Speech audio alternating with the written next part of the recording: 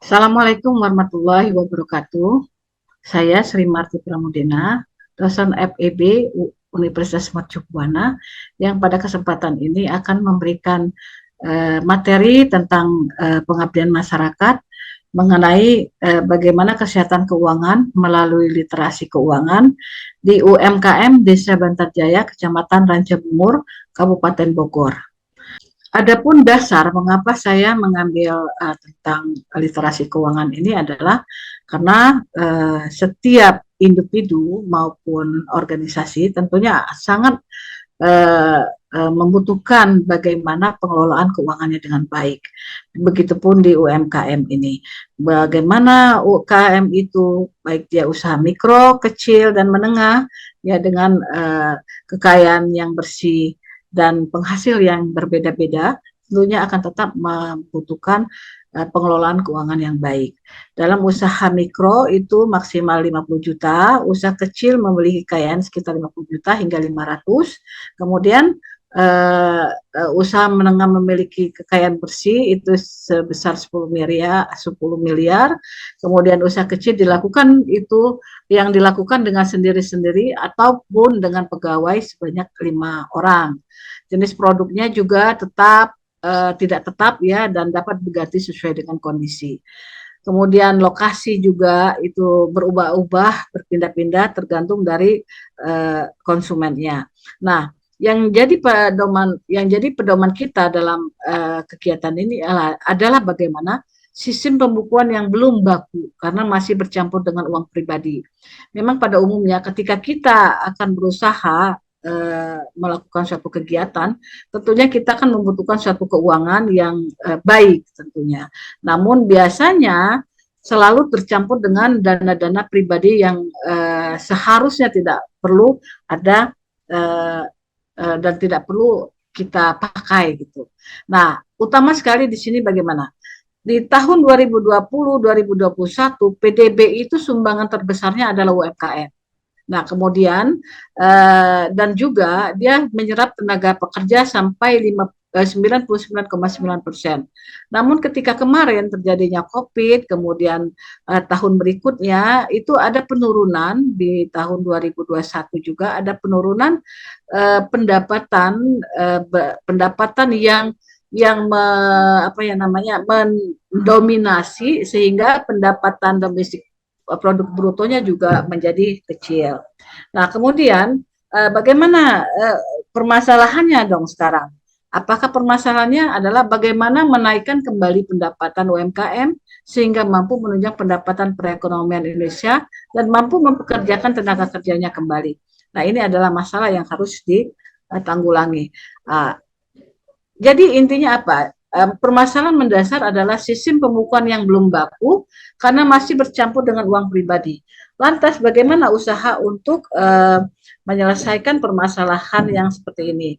Yaitu pertama, kita harus membuat suatu pembukuan yang khusus untuk usaha kita.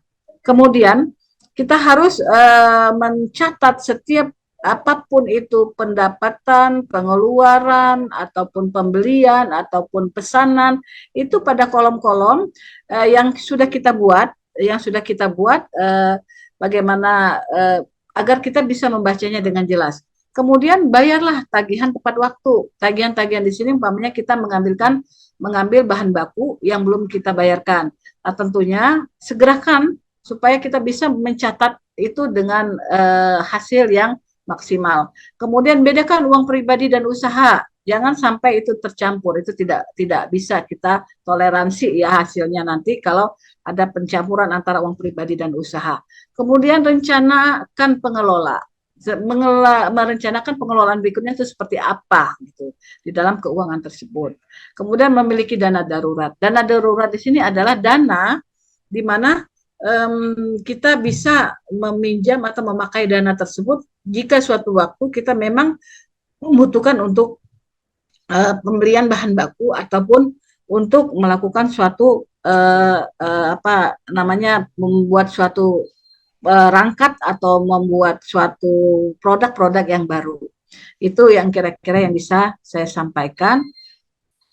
Sebelum dan sesudahnya saya ucapkan terima kasih. Wabillahi taufiq wal hidayah. Wassalamualaikum warahmatullahi wabarakatuh. Ya, Assalamualaikum warahmatullahi wabarakatuh. Saya akan membawakan tema mengenai Food Waste Reduction Strategy for SMEs atau strategi pengurangan limbah makanan untuk UMKM. Oke, jadi limbah makanan ini diakibatkan karena meningkatnya permintaan konsumsi makanan dalam ranah bisnis dan pribadi. Jadi contohnya meningkatnya jumlah usaha penyedia makanan, restoran, kafe, dan warung di seluruh negeri, dan juga beredarnya makanan impor. Jadi memberikan konsumen banyak pilihan untuk mengkonsumsi makanan.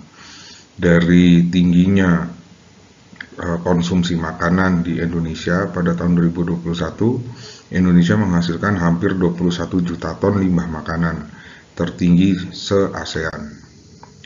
Oke, berikut ini adalah grafik dari total sampah makanan negara-negara ASEAN per tahun, diambil dari Food Waste Index Report tahun 2021. Dapat kita lihat Indonesia ini menghasilkan food waste atau limbah makanan tertinggi, hampir 21 juta ton pada tahun 2021. Beberapa dampak limbah makanan adalah yang dikenal dengan greenhouse effect, jadi emisi CO2, artinya aktivasi produksi, pengolahan, distribusi makanan, dan itu semuanya menghasilkan emisi CO2. Jadi penggunaan kendaraan, lalu pabrik-pabrik itu untuk mengolah makanan kita, itu semuanya menghasilkan gas CO2 atau karbon dioksida. Lalu ketika limbah makanan ini terbuang, limbah makanan ini juga menghasilkan gas metana yang nantinya akan terkumpul di atmosfer bumi. Artinya karbon dioksida dan gas metana yang dihasilkan dari proses produksi sampai dengan limbahnya itu menghasilkan polusi karbon dioksida dan gas metana yang nantinya akan terkumpul di atmosfer bumi. Hasilnya adalah suhu bumi semakin panas. Jadi dampak limbah makanan ini juga berdampak terhadap semakin panasnya bumi. Lalu ada potensi kelaparan karena makanan yang tidak terdistribusi dengan baik. Oke. Lalu kita ke Bogor. Bogor ini adalah salah satu destinasi wisata kuliner favorit, khususnya bagi warga Jakarta, seperti kita sudah ketahui bersama, dan ternyata menghasilkan 81 ton limbah makanan setiap tahun. Nah, limbah makanan ini terdiri dari makanan yang tidak terolah dan sisa makanan yang dibeli.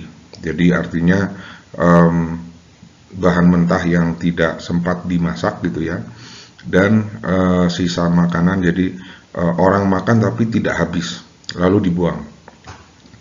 Lalu beberapa jenis limbah makanan yang ada di Bogor itu ada nasi, ayam, daging, dan ikan.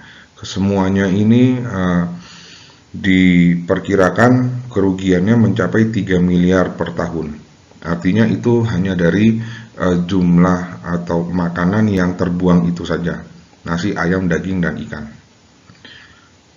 Lalu penyebab tingginya limbah makanan adalah beberapa diantaranya menu makanan yang ditawarkan tidak sesuai dengan keinginan konsumen.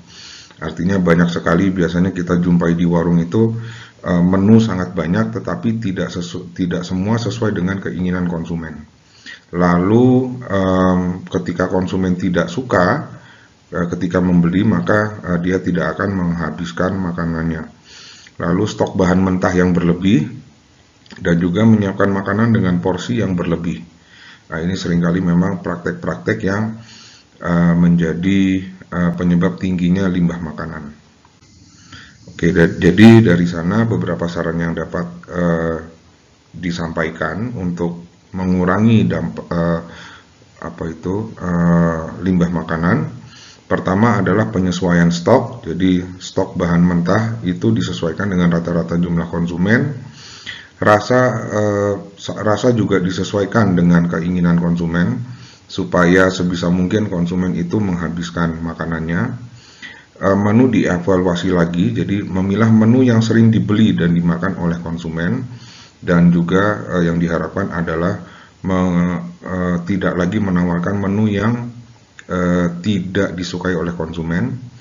Lalu kampanye, jadi diharapkan kepada para penjual, baik dari level restoran, kafe, sampai dengan warung gitu ya, menginformasikan kepada konsumen dan sesama penjual tentang bahaya limbah makanan. Dan juga yang terakhir, menyesuaikan porsi makanan dengan pola makan konsumen. Jadi tidak semua konsumen itu memiliki porsi makan yang sama. Jadi memang harus diobservasi, diamati mengenai porsi makanan yang dimakan oleh konsumen.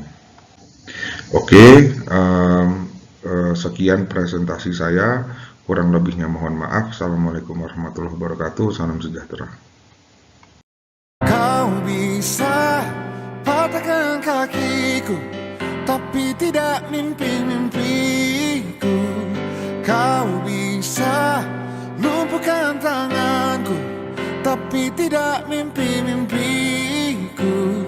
Kau bisa merebut senyumku, tapi sungguh tak akan lama. Kau bisa merobek hatiku, tapi aku tahu obatnya. Manusia-manusia kuat, itu kita. Jiwa-jiwa yang kuat, itu kita. Manusia-manusia kuat, itu kita. Jiwa-jiwa yang kuat, itu kita. Kau bisa hitamkan putihku, kau takkan gelapkan apapun. Kau bisa runtuhkan jalanku, kan ku temukan jalan yang lain. Manusia-manusia kuat, itu kita. Jiwa-jiwa yang kuat, itu kita. Manusia-manusia kuat, itu kita. Jiwa-jiwa yang kuat, itu kita. Bila bukan kehendaknya,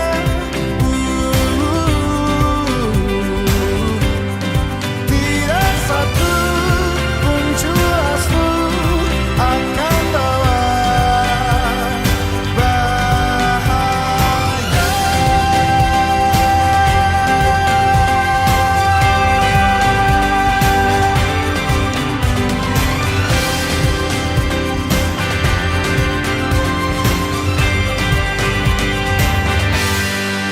Manusia-manusia kuat, itu kita. Jiwa-jiwa yang kuat, itu kita. Manusia-manusia kuat, itu kita. Jiwa-jiwa yang kuat, itu kita. Manusia-manusia kuat, itu kita. Jiwa-jiwa yang kuat, itu kita. Manusia-manusia kuat, itu kita. Jiwa-jiwa yang kuat, itu kita.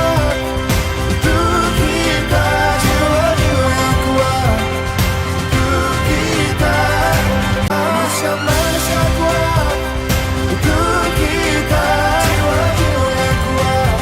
Jiwa-jiwa yang kuat, itu kita. Manusia-manusia kuat, itu kita. Jiwa-jiwa yang kuat, itu kita. Manusia-manusia kuat, itu kita. Jiwa-jiwa yang kuat, itu kita. Manusia kuat, itu kita. Jiwa-jiwa yang kuat, itu kita.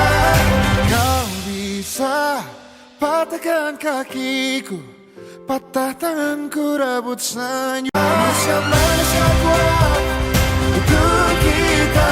Jiwa-jiwa yang kuat, itu kita. Manusia kuat, itu kita. Jiwa-jiwa yang kuat,